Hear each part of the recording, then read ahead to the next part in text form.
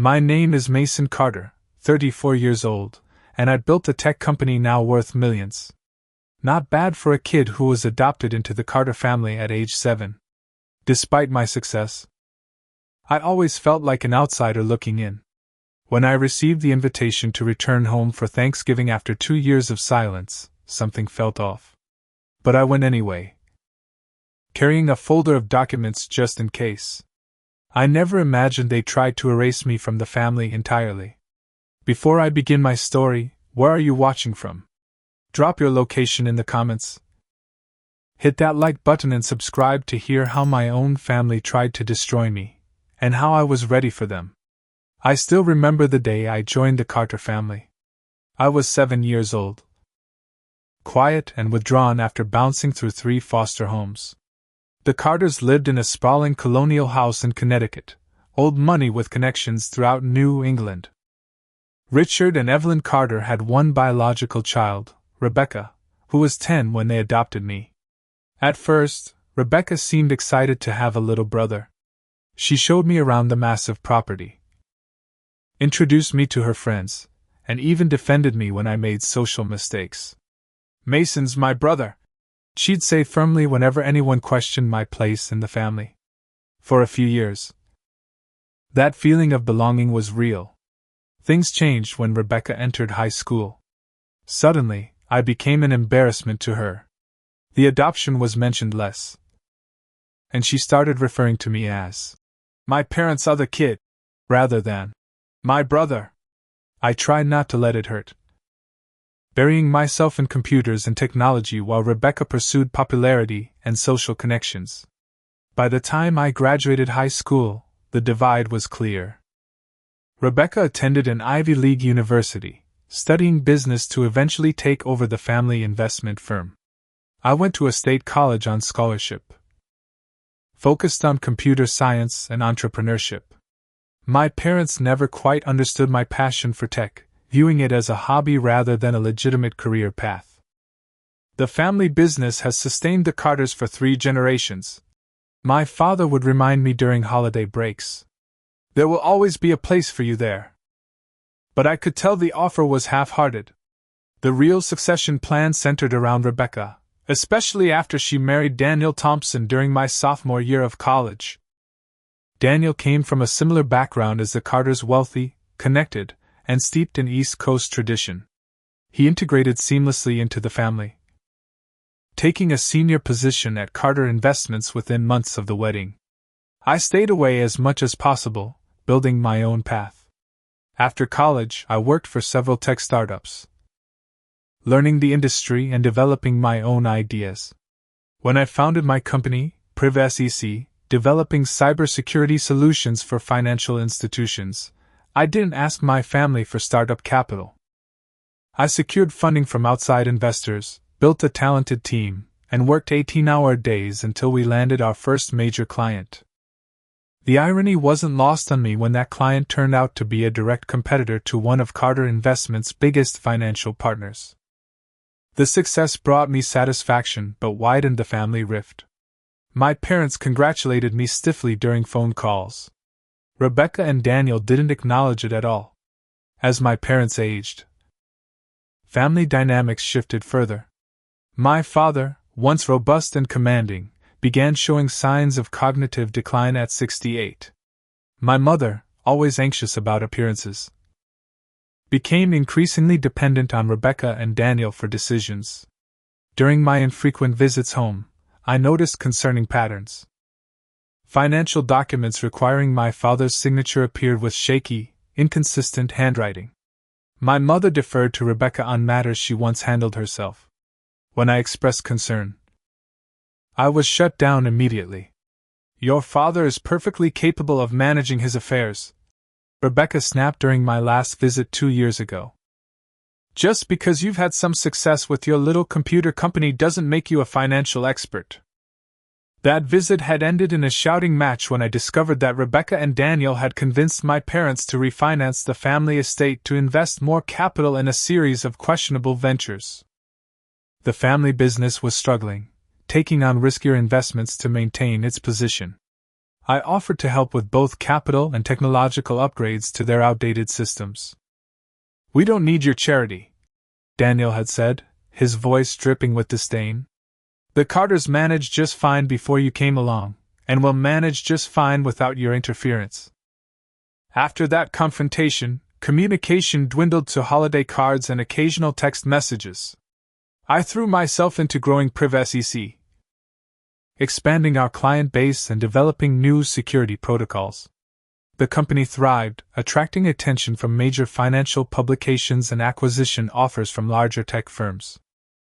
I declined them all, preserving my independence. Meanwhile, I kept tabs on Carter investments through industry contacts and public records. The news wasn't good. They'd lost several key clients, made a series of poor investments, and faced a lawsuit from a former partner alleging mismanagement of funds.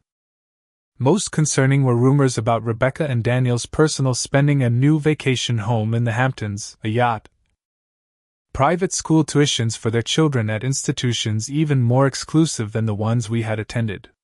Where was this money coming from while the family business floundered?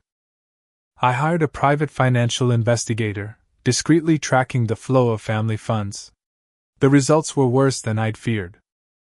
Carter Investments was being systematically drained through a complex web of shell companies and inflated management fees.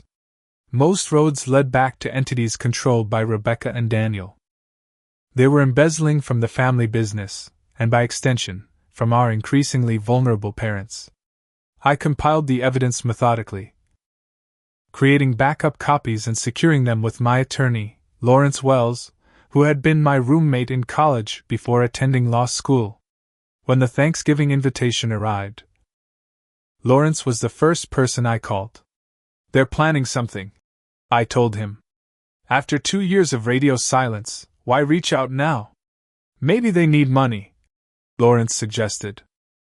"The business is in trouble, and you're the successful tech entrepreneur in the family. Or maybe they've realized I know what they're doing," I countered. "This could be damage control." Either way, I decided to accept the invitation. I needed to see my parents, assess their condition, and potentially confront the situation head-on. I made copies of all my evidence, organizing it in a leather portfolio that I wouldn't let out of my sight during the visit. "Whatever happens, don't lose your cool," Lawrence advised. "Record everything if you can, and call me immediately if things get ugly." I nodded, hoping it wouldn't come to that. Despite everything, they were still my family. Or so I thought. The invitation arrived in late October. An embossed card with flowing script, Rebecca's handwriting. "We miss you," it read. "The family needs to be together for Thanksgiving this year. Mom and Dad are asking for you." That last part felt manipulative, using our parents as the hook. But it worked. Despite my suspicions, I couldn't ignore what might be one of the last holidays with my aging parents. I called Rebecca to accept, steeling myself for the conversation. "Mason!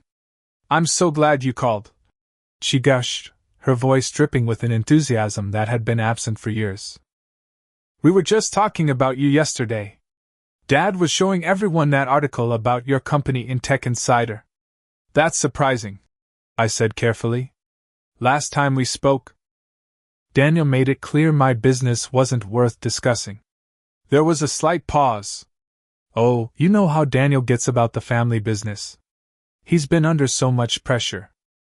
But that's all water under the bridge now. We're family, after all." The word family sounded hollow coming from her. I remembered the last Thanksgiving I'd attended 2 years ago. The tension had been palpable, with snide comments about my absence from family events and pointed questions about my company's valuation. The evening had culminated in the argument about the refinanced estate and ended with Daniel suggesting I wasn't a Rio Carter, anyway. "Who else will be there?" I asked, changing the subject. "Everyone." Rebecca sounded relieved at the shift. "Aunt Patricia and Uncle Thomas, their kids, Cousin Margaret and her husband, even Grandmother Elaine is coming up from Florida. It's going to be the full Carter experience." The full Carter experience. The phrase sent a chill down my spine. The extended family had always followed Rebecca's lead in how they treated me. If she was cold, they were frigid. If she was welcoming, they showed warmth. This sudden family reunion felt orchestrated. After hanging up, I called Lawrence immediately. "She's gathering witnesses," I said. "The entire extended family will be there." "Witnesses for what?" Lawrence asked. "What exactly do you think is happening?" "I'm not sure," I admitted. "But whatever it is, Rebecca wants an audience. She's never done anything without calculating the optics." Lawrence was quiet for a moment. "Mason, I think you should bring hard copies of everything we've compiled. And wear a recording device. Connecticut is a one-party consent state for recordings, so you're legally covered." "You really think it's going to be that bad?" "I hope not. But from everything you've told me about your sister and Daniel, they don't make moves without a purpose. This sudden family reunion after 2 years of silence is setting off all my lawyer alarm bells." I spent the next 3 weeks preparing. I organized the financial evidence, creating clear timelines of suspicious transactions. I gathered medical records showing my father's cognitive assessments from his neurologist. I even prepared power of attorney documents, just in case I needed to intervene quickly to protect my parents' interests. The night before Thanksgiving, I barely slept. I kept imagining different scenarios, rehearsing what I would say if confronted about my investigation. Part of me hoped I was overreacting, that this was genuinely an attempt at reconciliation. But the knot in my stomach suggested otherwise. The drive to Connecticut the next morning was a journey through memories. I passed the exit for my old high school, the lake where I'd spent summers trying to fit in with Rebecca's friends, the shopping center where I'd bought my first computer with saved allowance money. The familiar landscape contrasted sharply with how foreign the concept of home had become. The Carter estate looked exactly as I remembered, imposing and perfectly maintained. Several luxury cars already lined the circular driveway when I arrived. I recognized Daniel's new Porsche, Uncle Thomas's Mercedes, and several others belonging to extended family. I parked my Tesla behind them, grabbed my overnight bag and the leather portfolio, and approached the front door. Before I could ring the bell, it swung open. My mother stood there, looking smaller than I remembered. Her once dark hair was now completely silver, and new lines had formed around her eyes and mouth. "Mason," she said, her voice wavering slightly. "You're here." I stepped forward to embrace her, feeling the fragility in her frame. "Hi, Mom. Happy Thanksgiving." She hugged me back briefly before pulling away, glancing behind her. "Everyone's in the living room. Your father will be so pleased you made it." I followed her through the marble-floored entryway into the main living room, where conversations halted abruptly as I entered. About 15 family members turned to stare, expressions ranging from surprise to what looked disturbingly like pity. Rebecca approached first, wearing a designer dress and a practiced smile. "The prodigal brother returns," she announced, embracing me stiffly. "We weren't sure you'd actually come." "I said I would," I replied, scanning the room. My father sat in his favorite leather chair by the fireplace, looking significantly older and somewhat confused. Daniel stood nearby, watching me with narrowed eyes. "Mason," my father said, his voice stronger than I'd expected. "Good to see you, son." I crossed the room and shook his hand, noting the tremor that hadn't been there before. "Good to see you too, Dad. How have you been feeling?" Before he could answer, Rebecca interrupted. "Dad's been doing wonderfully. His doctor says he's the picture of health for a man his age. Isn't that right, Daddy?" My father nodded vaguely, and I caught the flash of uncertainty in his eyes. Something was definitely wrong. The next hour was a carefully orchestrated performance. Family members approached me one by one, making superficial conversation while studiously avoiding any mention of the family business or my parents' health. Uncle Thomas, once my advocate in family disputes, could barely meet my eyes. Cousin Margaret, who had reached out occasionally over the past 2 years, seemed nervous and kept glancing at Rebecca for approval. I maintained the facade, making appropriate small talk while keeping the leather portfolio within reach at all times. Twice I noticed Daniel eyeing it curiously. Twice I shifted it closer to me. As the afternoon progressed, I caught snippets of hushed conversations. "Is he suspicious?" Aunt Patricia to Rebecca. "Everything's prepared. Just stick to the plan." Daniel to Uncle Thomas. "I still don't think this is right." Cousin Margaret to her husband, who quickly shushed her. My unease grew. Whatever was coming, it would happen soon. I texted Lawrence from the bathroom. "Something's definitely happening. Everyone's acting strange. We'll update after dinner." His response was immediate. "Stay alert. Record everything. Call me if needed." I returned to find everyone being summoned to the dining room. The Thanksgiving table was a masterpiece of holiday decor: fine china, crystal glasses, elaborate floral arrangements. Rebecca had always excelled at appearances. As I took my assigned seat notably far from my parents at the opposite end of the table, I knew with certainty that this carefully staged family gathering was about to reveal its true purpose. I rested my hand on the leather portfolio beside me and prepared for whatever was coming. The seating arrangement at the Thanksgiving table was the first clear sign of what was to come. In previous years, as the son of the family, I would have been seated near my parents. Instead, I found myself at the far end, wedged between distant relatives who had barely spoken 10 words to me in the last decade. My mother avoided my questioning glance as everyone settled into their chairs. The elaborate dinner service began with staff bringing out the first course: butternut squash soup garnished with creme fraiche and chives. As soup spoons clinked against fine china, I observed the room carefully. Rebecca and Daniel occupied the seats that should have been mine, flanking our parents like protective sentinels. Or prison guards. "Mason," called Uncle Thomas from halfway down the table. "Rebecca tells us your company is doing well. Some kind of computer security, isn't it?" The question seemed innocent enough, but something in his tone made me cautious. "Cybersecurity," I corrected. "We develop protective systems for financial institutions primarily. We've grown about 300% in the last 2 years." Daniel's smile tightened. "Always the numbers with you, Mason. Some things are more important than growth metrics." "Like what?" I asked innocently.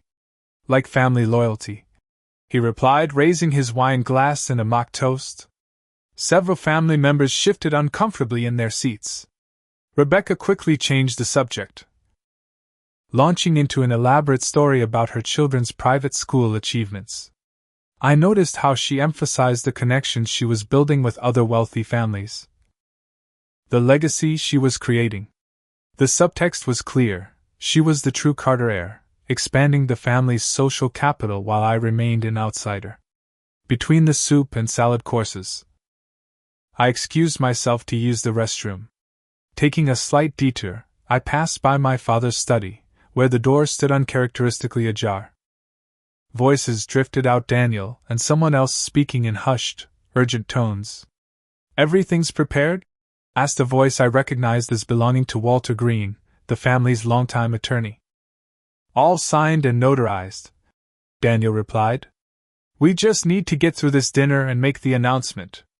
The documents are ironclad. And you're certain Richard is comfortable with these changes?" Daniel's laugh was cold. "Richard signed them, didn't he? Mason has made his choices. He abandoned the family business, abandoned his responsibilities. These are the consequences." I slipped past quickly before they noticed me, my mind racing. Documents? Consequences? The pieces were starting to fit together, and the picture was ugly. When I returned to the dining room, my mother was watching the doorway anxiously. Her expression relaxed slightly when she saw me, then immediately clouded with what looked like guilt. She glanced at Rebecca, who gave a small, approving nod. The main course arrived: traditional turkey with all the fixings. As platters were passed around, I made a point to engage with the relatives seated near me, probing gently for information. Quite a family reunion, I commented to my second cousin, Stephen. Must be a special occasion to bring everyone together like this. Stephen turned slightly pale. Just Thanksgiving, he muttered, suddenly fascinated by his cranberry sauce. Interesting that Walter Green is here, I continued. Doesn't he usually spend holidays with his daughter in Boston? The woman across from me, Stephen's wife, I'd been told. Though I had never met her before, interjected with forced brightness. Rebecca said this Thanksgiving was important for the entire Carter family to attend.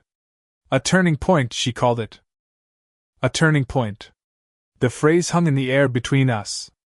Stephen shot his wife a warning look, and she immediately became engrossed in cutting her turkey into perfectly even pieces. Throughout the meal, I continued gathering data points like the analyst I was. Aunt Patricia kept referring to my parents' estate in a vaguely future tense. It will be so wonderful when the renovations are complete. Though no renovations had been mentioned to me. Uncle Thomas repeatedly brought up family heirlooms, with pointed comments about keeping them in the direct family line. Cousin Margaret looked on the verge of tears whenever our eyes met. While most were careful with their words, the children were less guarded. Rebecca's 8-year-old son piped up during a lull in conversation. Mom! Is Uncle Mason still going to be Uncle Mason after today? The table went silent. Rebecca's smile froze. Of course, sweetie. Eat your vegetables. But the boy persisted with childish innocence. But you said that after the vote dash. That's enough, Justin. Daniel cut in sharply. Why don't you tell Uncle Mason about your soccer tournament? The boy looked confused but complied, launching into a story about his winning goal. I nodded and smiled appropriately, but my mind was elsewhere, processing what I'd just heard. A vote. They were planning some kind of family vote concerning me. I reached for my water glass with a steady hand, though adrenaline was now coursing through my system. The leather portfolio rested against my chair leg, its presence reassuring. Whatever they had planned, I wasn't walking into it blindly. As the dessert course approached, I noticed increasing glances between family members. Rebecca checked her watch repeatedly. Daniel refilled wine glasses with excessive generosity, especially my parents. The atmosphere was charged with anticipation, like the heavy air before a thunderstorm. Before we have dessert, Rebecca announced suddenly, standing with her wine glass. I thought we might take a moment to express what we're thankful for this year. This had never been a Carter family tradition, but everyone nodded as if it were perfectly normal. One by one, family members stood to offer bland platitudes about health, success, and family unity. When it came to my turn, all eyes fixed on me with an intensity that confirmed my suspicions. I'm thankful for clarity, I said simply, and for having the wisdom to prepare for unexpected situations. Rebecca's smile faltered slightly, but she recovered quickly. How cryptic of you, Mason. The dessert arrived, pumpkin pie with fresh whipped cream. As plates were distributed, I noticed Walter Green slip back into the dining room and take a seat near the corner, legal briefcase beside him. My father seemed increasingly confused, looking to my mother for cues she was ready to provide. The pieces of the puzzle were forming a clear picture now. And it was exactly as I had feared. I texted Lawrence under the table. They're about to make some kind of announcement. Legal documents involved. Recording everything. His response came seconds later. Stay calm. Let them show their hand first. The advice was sound. I took a bite of pie, tasting nothing, and waited for the trap to spring. The pumpkin pie sat half-eaten on bone china plates around the table. Coffee was served in delicate cups that had belonged to my grandmother. The scene was picture-perfect. Like something from a holiday magazine spread, except for the undercurrent of tension that made the air feel thick and difficult to breathe. Rebecca stood, tapping her silver spoon against her crystal water glass. The clear, ringing sound cut through the murmured conversations, bringing immediate silence. She was wearing a practice smile. The same one she used for charity galas and press photographs. Family, she began, her voice warm but with a steel undertone I recognized from childhood confrontations. I want to thank everyone for making the effort to be here today. This Thanksgiving is special, not just as a family gathering, but as an important moment for the future of the Carter legacy. She paused, looking around the table, deliberately avoiding my gaze. As many of you know, the past few years have been challenging for Carter Investments. Dad's health concerns have necessitated changes in how we manage family affairs. My father shifted uncomfortably in his seat, glancing at my mother, who patted his hand reassuringly. I noticed she wouldn't look at me either. Mason, Rebecca continued, finally turning toward me, while you've been focused on building your own company, which we all respect, of course the rest of us have been working tirelessly to preserve what generations of Carters have built. The condescension in her voice was palpable. Several family members nodded in solemn agreement, as if they'd rehearsed this moment. The unfortunate reality is that decisions must be made to protect the family's interests. After careful consideration and extensive discussion, she paused dramatically, raising her champagne glass. We took a vote last week. It wasn't an easy decision, but it was unanimous. My heart pounded, but I kept my expression neutral, waiting. Mason, she said, her voice now firm and clear. We've determined that your continued association with the Carter family is no longer tenable. Legally speaking, as of today, you are being removed from the family trust, from any inheritance considerations, and from any position within Carter Investments. A collective exhale swept around the table. Some family members had the decency to look uncomfortable. Others nodded in vindication. In essence, Rebecca continued, her eyes cold despite her smile, we voted, and you're not family anymore.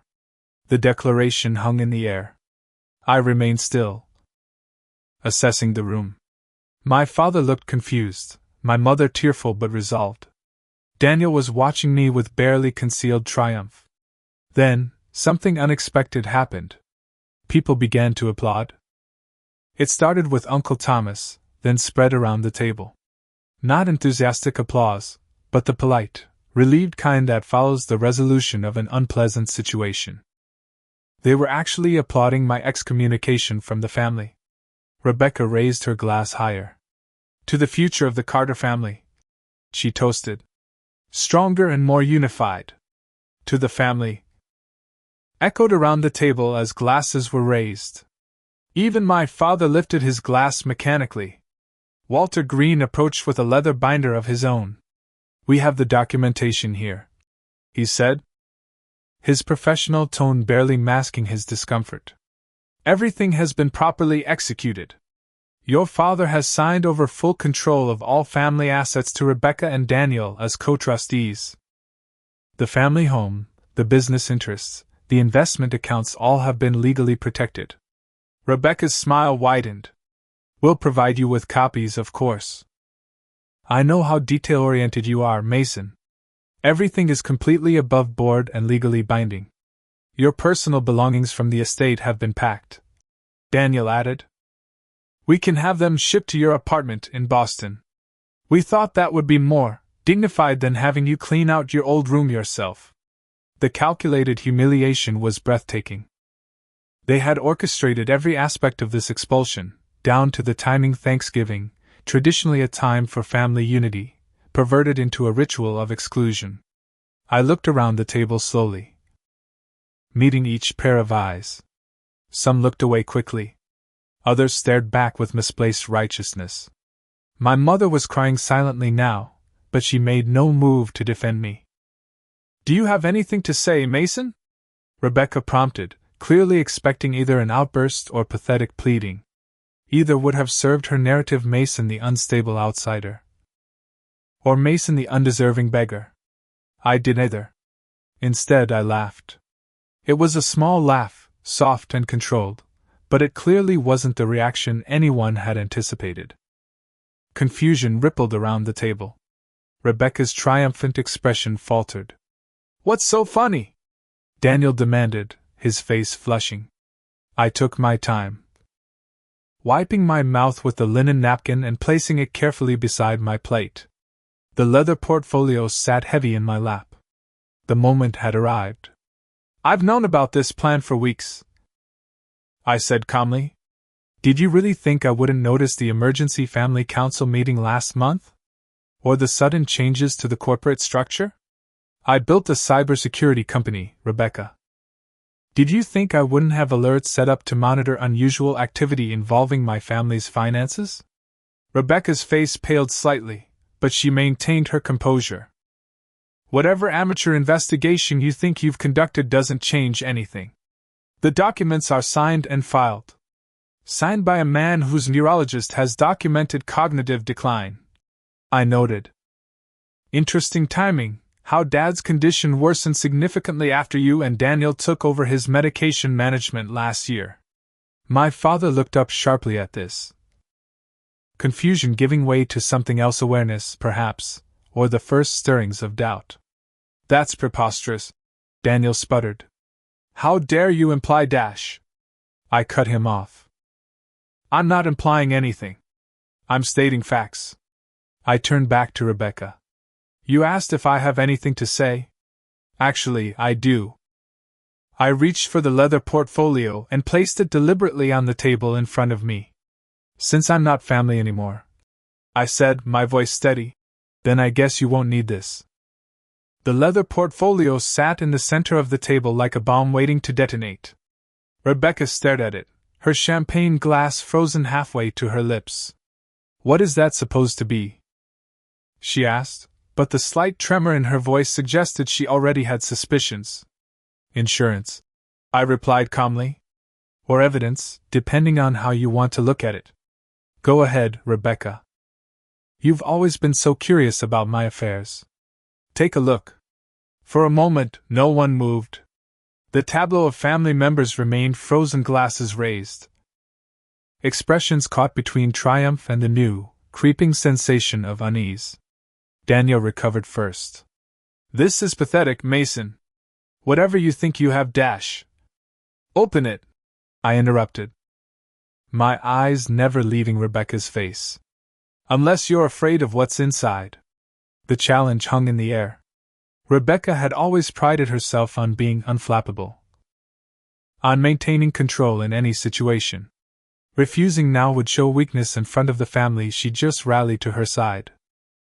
She set down her glass with deliberate precision and reached for the portfolio. Another of your dramatic performances, she said with forced lightness. Let's see what you've concocted. The portfolio opened with a soft leather creak. Inside, color-coded tabs organized the documents meticulously, banking records in red, property transactions in blue, medical records in green, email transcripts in yellow. Each section was prefaced by a summary page, highlighting key points in language clear enough for even the non-financially savvy to understand. Rebecca's expression shifted as she flipped through the first few pages. The confident smirk gave way to confusion, then alarm. What is this? She whispered. Page 1 documents how you and Daniel created shell companies to funnel money from Carter Investments. I explained, loud enough for everyone to hear. Page 2 shows the offshore accounts where approximately $8 million of family money now resides. Page 3 details the falsified performance reports you've been showing Dad for the past 18 months. Gasps sounded around the table. Uncle Thomas half rose from his chair, trying to see the documents. Aunt Patricia pressed her hand to her mouth. Rebecca's face had gone completely white. She flipped frantically through more pages, her composure crumbling with each revelation. You can't prove any of this, Daniel interjected, but his voice lacked conviction. Page 15. I continued as if he hadn't spoken. That's where it gets really interesting. That's the transcript of your meeting with Dr. Reynolds last April, where you discussed increasing Dad's medication dosage against medical advice to make him more manageable during document signings. My father's hand jerked, spilling his water glass. What? He said, his voice suddenly stronger, more present than it had been all day. That's a lie, Rebecca hissed, but her hands were shaking now as she turned more pages. The beauty of electronic medical records, I replied, is that every access is logged. Every change, every consultation, every prescription adjustment. Dr. Reynolds was quite surprised when the state medical board inquired about those irregular dosage changes last month. My mother gasped. Rebecca, you said the doctor recommended those changes. You said it was to help your father's anxiety. She was helping him, Mom. Daniel insisted. Mason is twisting everything to make himself look like the hero. Page 27. I continued relentlessly. That shows the trust document revisions from 3 different dates. Note how my father's signature changes dramatically over time, becoming increasingly erratic as his medication dosage increased. The forensic handwriting expert's analysis is included in Appendix C. Rebecca suddenly screamed, a sound of pure rage and panic, and hurled the portfolio across the table. Papers flew everywhere, settling like large snowflakes across the Thanksgiving feast. You bastard! She shrieked. You've been spying on us. On your own family. I thought I wasn't family anymore. I replied evenly. You just took a vote, remember? Walter Green was on his feet now, frantically gathering the scattered documents, his legal training clearly triggering alarm bells as he glimpsed their contents. These allegations are extremely serious, he muttered, more to himself than anyone else. If these documents are authentic, they are, I assured him. And that's just a small sample. The full documentation has been provided to the FBI's Financial Crimes Division, the State Attorney General's Office, and the Medical Licensing Board. Oh, and the IRS. They were particularly interested in the tax evasion aspects. The room erupted into chaos. Family members rose from their seats, some moving toward the scattered papers, others backing away as if from contamination. My father was demanding answers from Rebecca, his voice stronger than it had been all day. My mother had her hands pressed against her face, shoulders shaking with sobs. Daniel lunged across the table toward me, knocking over wine glasses and sending a gravy boat crashing to the floor.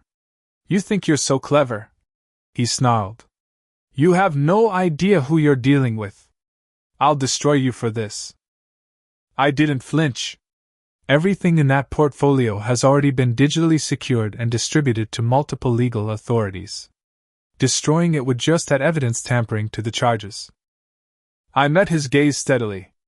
And I've been recording this entire conversation, Daniel, including your threat just now. He froze, his face contorted with rage and fear. Rebecca had recovered enough to attempt damage control. Everyone, please, she called over the commotion. This is clearly a misunderstanding. Mason has always been creative with facts when he feels slighted. We can discuss this like adults. Like the adults who just voted me out of the family? I countered. Or like the adults who have been systematically defrauding our parents and the family business for years? Cousin Margaret, who had been suspiciously quiet throughout dinner, suddenly spoke up. I knew something wasn't right. When Rebecca called about the vote, she said Mason had tried to take over the company and needed to be stopped. But none of it made sense with what I knew about you. The vote wasn't even legal, I informed her. The family trust requires all beneficiaries to participate in any material changes. I'm still a beneficiary, despite what Rebecca claimed. Uncle Thomas was now examining some of the scattered financial documents, his face growing increasingly troubled. These transactions. Rebecca, these are your signatures. And these accounts. I've never seen these in any of the financial reviews you've shown us. Because they weren't meant to be seen, I explained. They've been siphoning money while presenting falsified reports to everyone, including our increasingly medicated father. My father pushed himself to his feet, swaying slightly but with fire in his eyes I hadn't seen in years. Is this true? He demanded, looking at Rebecca. Have you been stealing from the company? From our family? Rebecca's mask of composure shattered completely. You were letting everything fall apart, she screamed. The business was failing. Someone had to do something, and Mason abandoned us. He went off to play with computers while generations of Carter work was crumbling. So you decided to steal what was left? My mother asked, her voice barely audible. We were protecting our inheritance, Daniel shouted. Your precious adopted son wanted nothing to do with the family legacy until he could swoop in and play savior. The word adopted fell like a stone into the silence that followed. It had always been the unspoken division, the invisible line separating me from true belonging. And there it is, I said quietly. The real reason behind all of this. I was never really a Carter to you, was I, Rebecca? Despite growing up in the same house, despite Mom and Dad giving me their name. Despite my legal right to be part of this family. Rebecca was breathing hard, her carefully constructed image completely dismantled. You were always the favorite. She spat. The brilliant adopted son, the charity case who made good. Do you know what it's like to live in that shadow? To work your entire life to preserve something. Only to be compared to the outsider who rejected it all and still got praise? That's not true, Rebecca. My mother protested weakly. We've always been proud of both of you. But the damage was done. The true motivation behind years of resentment and manipulation stood exposed. Rebecca's perception that my presence somehow diminished her place in the family. Her birthright. What happens now? Uncle Thomas asked, looking between Rebecca and me. I closed my eyes briefly, centering myself. When I opened them, I looked directly at my parents. That depends, I said, on whether this family wants justice or reconciliation. The elegant dining room had transformed into something resembling a crime scene. Documents were scattered across the table and floor. Food sat forgotten on plates. The family portrait of unity had shattered into individual expressions of shock, anger, and betrayal. Rebecca stood rigid, her hands clenched into fists at her sides. Daniel paced behind her like a caged animal. The rest of the family had instinctively separated into factions, some clustered near my parents, others maintaining distance from everyone, processing the implications of what they'd just witnessed. You've been planning this all along, Rebecca accused, her voice raw. You deliberately stayed away, let us think you were detached from family matters, while you were secretly investigating us. I stayed away because I was explicitly told I wasn't welcome. I corrected her. The investigation only began when I noticed discrepancies in the family business reports. Discrepancies that coincided with Dad's declining health and your increasing control. My father had sunk back into his chair, looking older than his 68 years. I signed documents, he said. More to himself than anyone else. I remember signing papers, but the details, they're foggy. Walter Green was examining one of the medical reports with growing alarm. These medication levels. If these records are accurate, they could constitute elder abuse. That's absurd. Daniel exploded. We've done everything to care for Richard and Evelyn. Mason abandons the family for years. Then swoops in with wild accusations, and you're all just believing him? Aunt Patricia, who had been silently reviewing financial documents, looked up with tears in her eyes. The Westlake property. You told us it had to be sold at a loss due to market conditions. But according to this, she held up a blue-tabbed page. It was sold at full market value to a shell company that you control. You pocketed the difference. That property was part of my inheritance. Uncle Thomas realized, his face flushing with anger. My father left it specifically to me in his will, to be managed by the family trust until the mortgage was cleared. The revelations were cascading now, as family members discovered specific betrayals that affected them personally. Cousin Margaret found evidence that her children's trust funds had been rebalanced into high-risk investments controlled by Daniel's brother. Rebecca's godmother discovered that her retirement account, managed by Carter Investments, had been systematically skimmed for years. with each new discovery. Rebecca's support within the family visibly crumbled. The united front that had applauded my expulsion was now directing their shock and anger toward her. My mother moved to my father's side, her hand on his shoulder. "Richard, we need to understand what's happened. What they've done to you. To us. I trusted you," my father said, looking at Rebecca with dawning comprehension. "You're my daughter. I gave you everything. I was saving everything," Rebecca insisted, desperation edging into her voice. "The company was failing. Mason had abandoned us. Someone had to make difficult decisions." "Difficult decisions like drugging Dad to manipulate him?" I asked quietly. "Like creating fake investment reports? Like systematically looting the family business while blaming market conditions?" Daniel suddenly lunged toward me, his face contorted with rage. "You self-righteous piece of shit. You think you can come in here and destroy everything we've built?" He grabbed me by the collar, yanking me forward. Several family members gasped. Uncle Thomas moved to intervene, but I held up a hand to stop him. "I'm not the one who destroyed anything, Daniel," I said calmly, making no move to fight back. "And assaulting me in front of witnesses isn't going to help your legal situation." "Legal situation?" He laughed wildly. "You think any of this will hold up? It's your word against ours. We control all the official documentation. We control the family's legal representation." He glanced at Walter Green, who deliberately stepped back, shaking his head. "Not anymore, you don't," the attorney said quietly. "I cannot and will not be party to what appears to be extensive financial fraud and elder abuse." Daniel released me with a shove, turning to Rebecca. Tell them how we saved the business from Mason's interference." But Rebecca wasn't looking at Daniel or the family. She was staring at me with a new expression, something like cold calculation. "How long have you been recording?" she asked suddenly. "Since I arrived," I admitted. "Connecticut is a one-party consent state.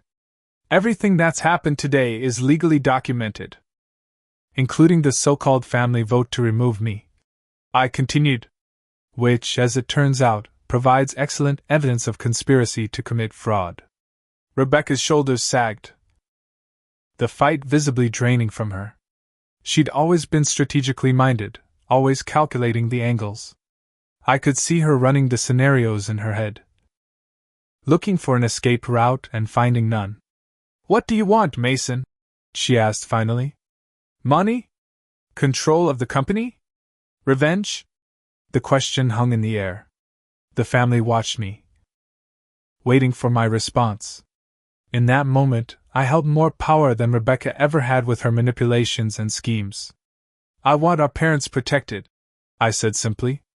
"I want what was stolen returned. And I want accountability." "You want to send your own sister to prison?" she accused. "No, Rebecca. You did this. Not me. I didn't create fake companies or forge signatures or medicate our father into compliance. Those were your choices." My father struggled to his feet, leaning heavily on the table. "I want to know everything," he said, his voice shaking but determined. "No more lies. No more manipulation. I want to know exactly what's been done in my name." For the next hour, the family holiday transformed into something resembling a deposition. With Walter Green facilitating, we methodically went through the evidence. Rebecca and Daniel initially attempted to justify their actions as necessary business maneuvers, but as the scope of their deception became clear, their defenses crumbled. The offshore accounts, the falsified performance reports, the diverted inheritance funds, the manipulated medical care. With each revelation, the family's shock deepened. "How could we not have seen this?" my mother whispered at one point. "Because they made sure you didn't," I explained gently. "They isolated you both. They controlled the information you received. They even controlled Dad's cognitive ability to question what they were telling him. As the full picture emerged, so did the legal ramifications." Walter Green, Recovering his professional composure, outlined what we were facing. These actions constitute multiple felonies, he explained gravely. Securities fraud, wire fraud, elder abuse, tax evasion. The regulatory and criminal penalties would be severe, not to mention civil liability to family members and business partners who were defrauded. Daniel, always quicker to anger than strategy, lashed out again. This is bullshit.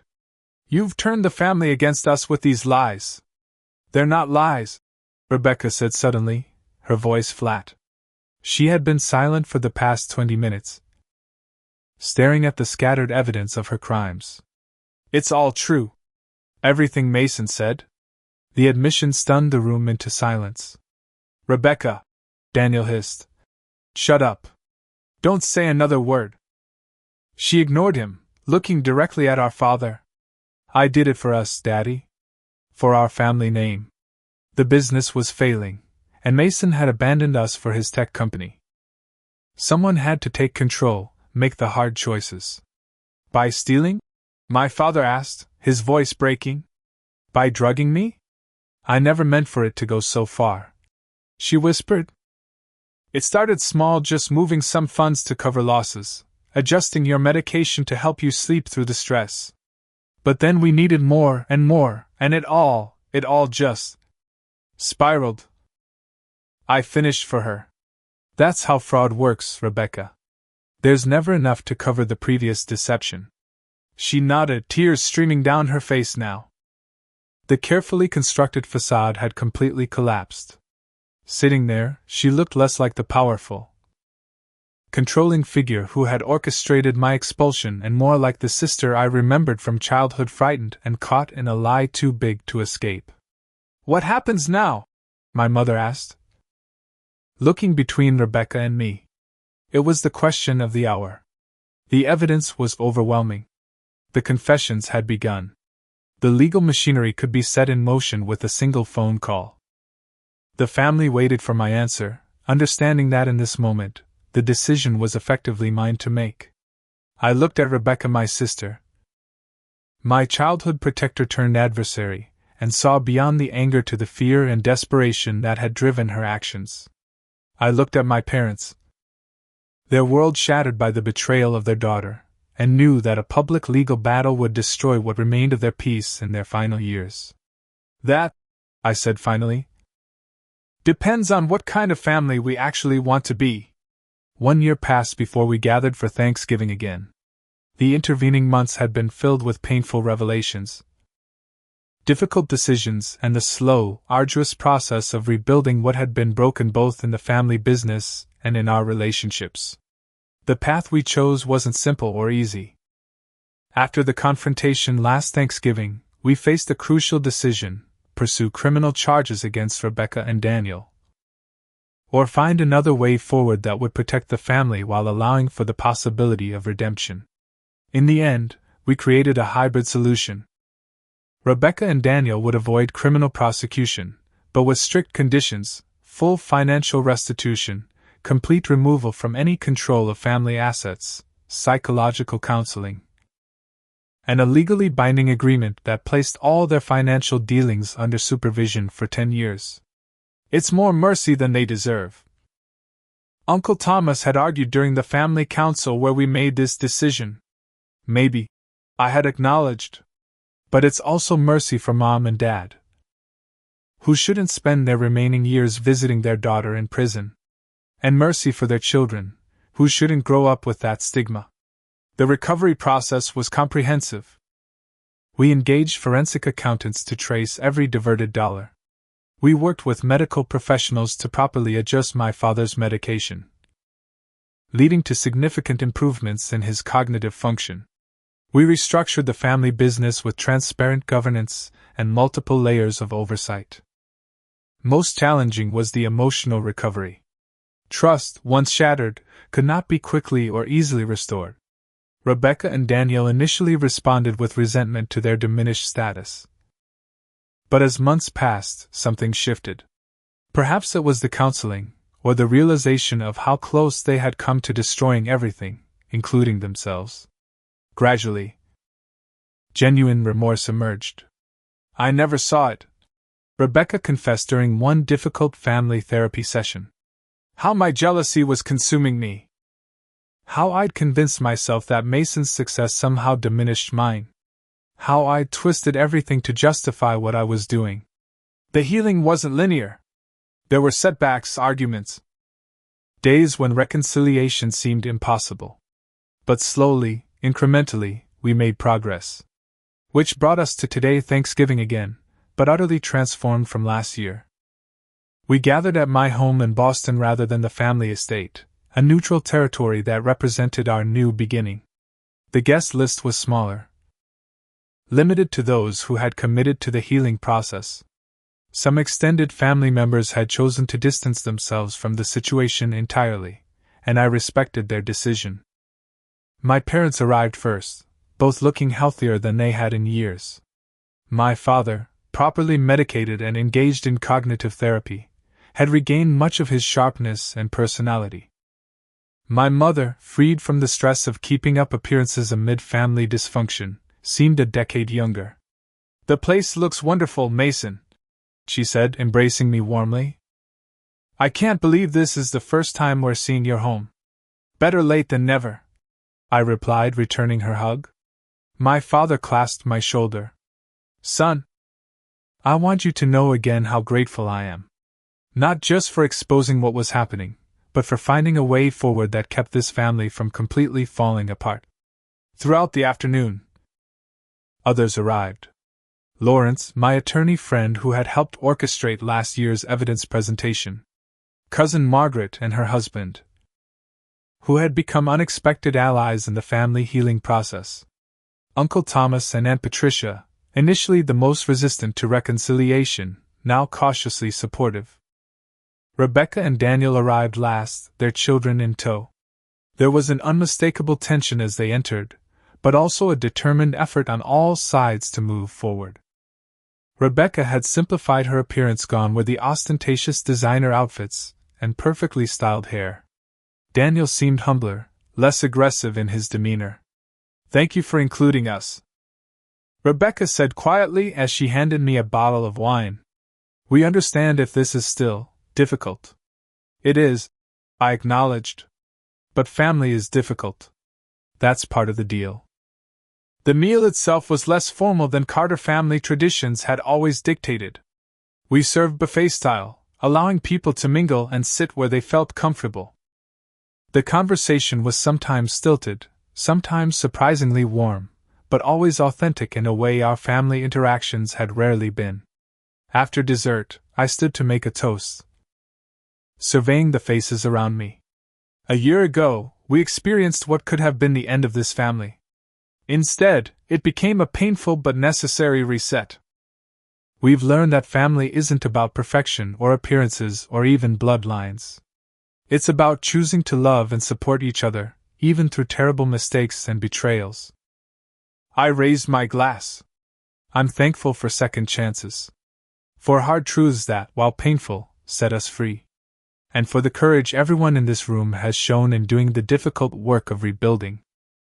Rebecca's eyes filled with tears. "I don't deserve this chance," she said softly. "None of us deserve the good things in our lives," I replied. "That's what makes them gifts rather than entitlements. What matters is how we honor those gifts going forward." Later, as guests began to depart, Rebecca found me alone in the kitchen.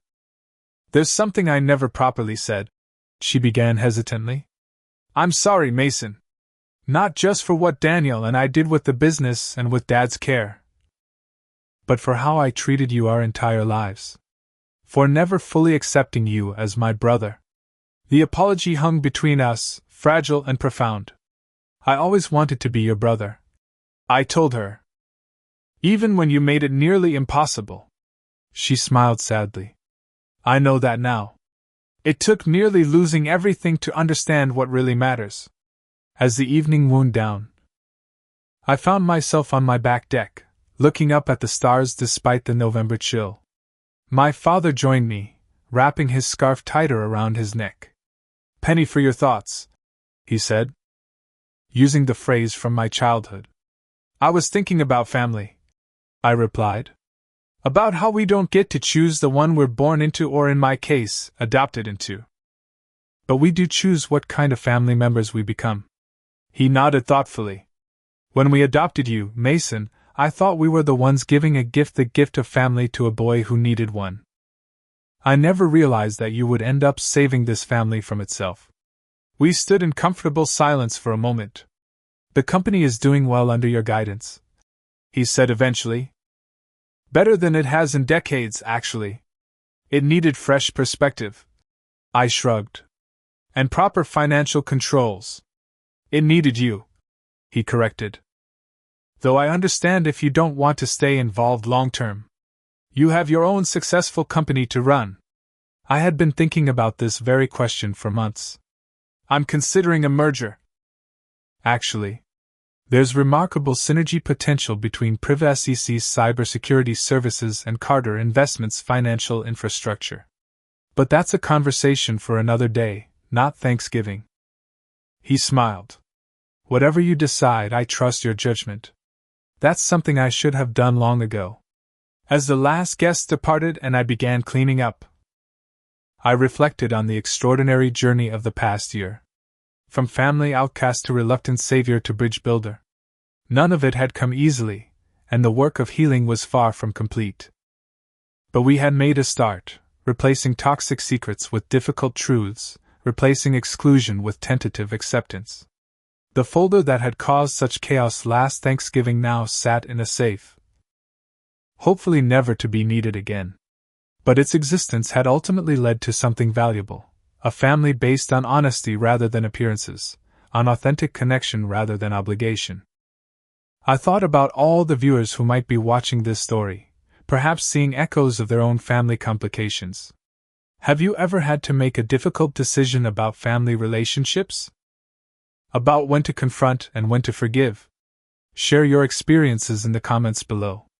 And if this story resonated with you, please like, subscribe, and share it with someone who might need to hear that family healing, while difficult, is possible. Sometimes the most meaningful family isn't the one we're born into or even adopted into, it's the one we consciously create through difficult choices, hard conversations, and commitment to something deeper than appearances. Thank you for being part of this journey, and may your own family gatherings be filled with authentic connection rather than perfect pictures.